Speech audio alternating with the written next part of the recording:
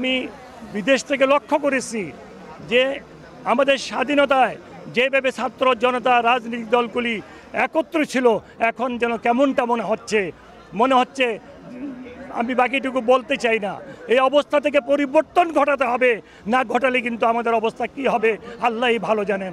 সংস্কার তো করবে গণতান্ত্রিক সরকার, যাদেরকে ভোট দিয়ে নির্বাচিত করবে ওনারা সংস্কার করবে।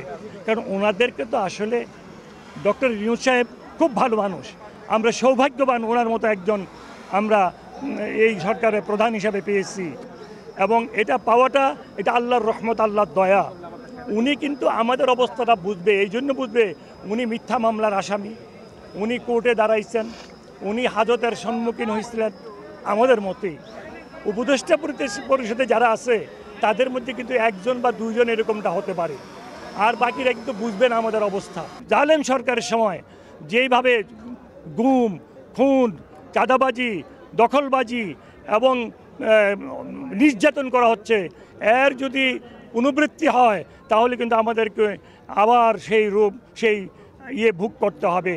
আমাদেরকে এইগুলি থেকে জনগণকে মুক্ত রাখতে হবে, চাঁদাবাজি থেকে, গুম থেকে, দখলবাজি থেকে এবং অন্যায় অত্যাচার অবিচার থেকে। আমি পরিষ্কারভাবে বলতে চাই, আমি আমার নেত্রী খালেদা জিয়া, ওনার কাছে আমি কৃতজ্ঞ।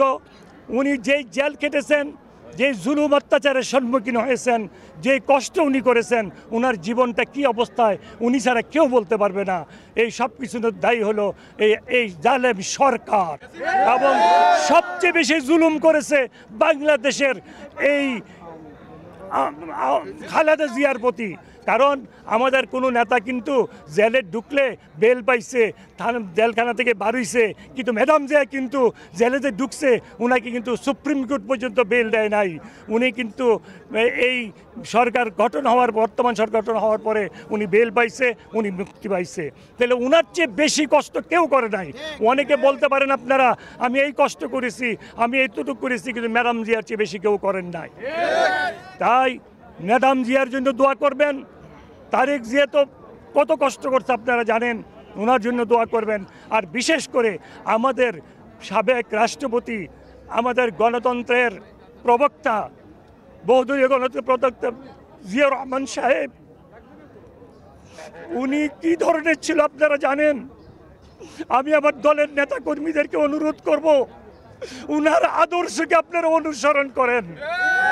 আমরা যদি উনার আদর্শ, উনার সততা, উনার দেশপ্রেম, উনার দেশের মানুষের প্রতি ভালোবাসাকে অনুসরণ করি, তাহলে আমরা মনে করি আল্লাহর রহমতে একটা সুন্দর শাসন ব্যবস্থা কায়েম করতে পারবো, যদি ক্ষমতা আল্লাহ পাক নেন।